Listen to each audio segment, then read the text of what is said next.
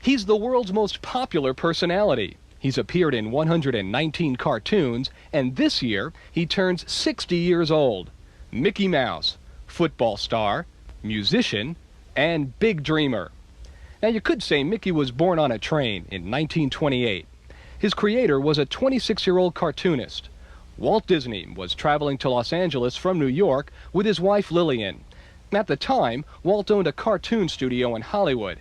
He had traveled east, seeking financial backing for his Oswald the Lucky Rabbit pictures. The money men declined, and since the character was copyrighted under their name, they took control of it. Well, so much for the Lucky Rabbit. Disney now had nothing to take home with him. But the cross-country train ride would turn out to be an historical one. Walt conjured up a concept for a mouse. He said he had the idea in the back of his head because a mouse is a sort of sympathetic character. Now, before the train chugged into L.A., Disney had sketched several drawings of a little mouse in red velvet pants. He called him Mortimer, but Lillian didn't care for that name and suggested Mickey. Well, Walt always used to say Mickey was just a nice little guy. He was like you and me. He was every man in a way. After returning home, Walt went to work on the very first Mickey Mouse cartoons, Plain Crazy and Galloping Gaucho. The animator he put to work on these early shorts was Ub Iwerks, who also helped Walt with Oswald the Lucky Rabbit and other animated films and comic strips. But since The Jazz Singer, the world's first talking picture, was recently released, and both Plain Crazy and Galloping Gaucho were silent, the cartoons were not selling. It was then Disney decided that his cartoons needed sound. And in the summer of 1928, production began on the third Mickey Mouse film, the first with sound, called Steamboat Willie.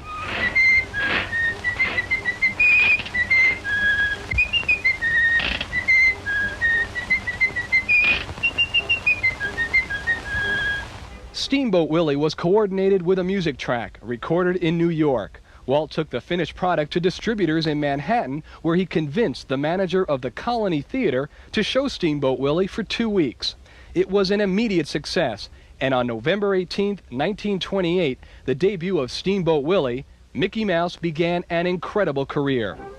Sound was then added to the first 2 cartoons, Plain Crazy and Galloping Gaucho, and sound was also synced up to The Barn Dance, another early film.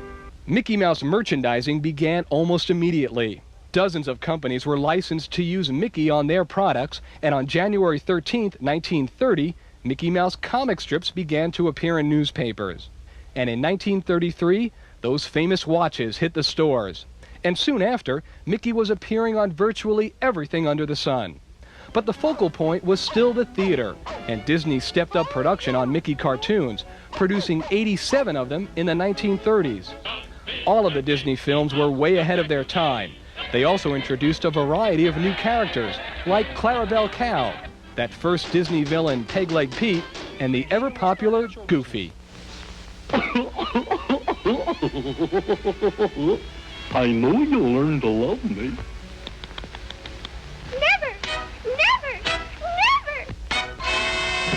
From the beginning, Mickey had only one leading lady, Minnie Mouse. And even though she shared in Mickey's triumphs, the relationship was not always an easy one.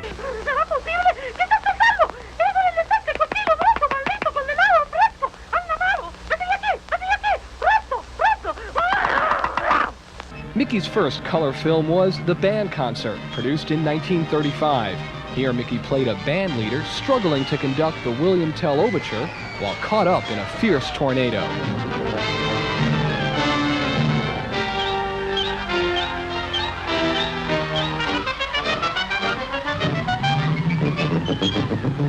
From the beginning until 1946, Walt Disney himself played the voice of Mickey Mouse.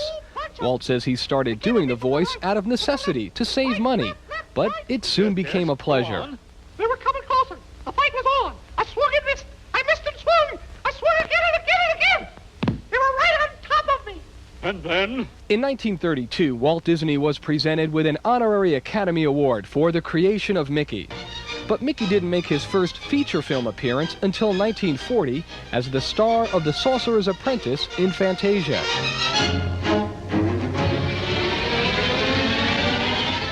Now in the decade that followed, the Disney studio shifted production to training films for the Army. But it wasn't long before Mickey reappeared looking better than ever. Well, Mickey started out kind of skinny and rubber-limbed, and he gradually began to take on a little more human characteristics as the years went by. And in about 1939 or 40, I think, oh no, it was even before that, one of our artists, Freddie Moore, sort of redesigned Mickey to basically the shape he is in now. And he became a little rounder and a little more stocky, I think. But his personality never changed. He's always been Mickey. In 1955, Mickey found a new way to entertain. He took to the smaller screen, television, with one of the most popular children's programs of all time. Musketeers, roll call. Count off now. Bobby! Karen! That step into television launched a whole new era for the Disney studio. TV is where the public first found out about Walt Disney's plan to transform 200 acres of orange groves into a world-renowned theme park. Welcome. I guess you all know this little fella here. It's an old partnership. Mickey and I started out the first time many, many years ago. We've had a lot of our dreams come true. Now we want you to share with us our latest and greatest dream. That's it, right here. Disneyland. For over 30 years, this Magic Kingdom has brought happiness to over 280 million people, and Mickey has been there from day one. When it opened in 1971, Mickey became the official host for Walt Disney World in Orlando, Florida. 12 years later, Tokyo Disneyland opened, and Mickey Mouse continued his role as an ambassador to the world. I would say my most special memory is just from 2 years ago being on the Great Wall of China with Mickey Mouse, who hadn't been kind of legally in China since the 30s. And we went to the Great Wall, and he was also almost stampeded. There were so many people that wanted to touch Mickey and be with Mickey that it was amazing to me of the popularity of a character who hadn't even been there for so long.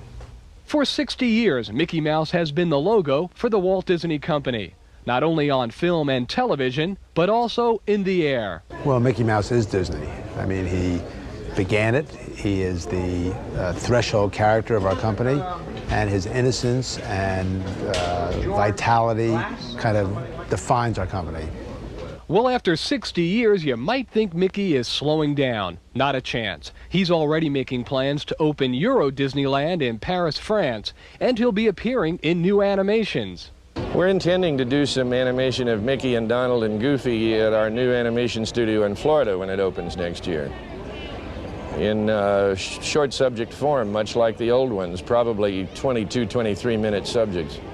We're very excited about that. We have a lot of animators that are very excited about doing Mickey again. Mickey Mouse, recognized around the world as an international star. In fact, in 1930, Mickey was even listed in the Hollywood Directory of Actors. Height, 2 feet 3 inches. Weight, 23 pounds. Agent, Walt Disney. During the last few years, we've ventured into a lot of different fields, and we've had the opportunity to meet and work with a lot of wonderful people. I only hope that we never lose sight of one thing, that it was all started by a mouse.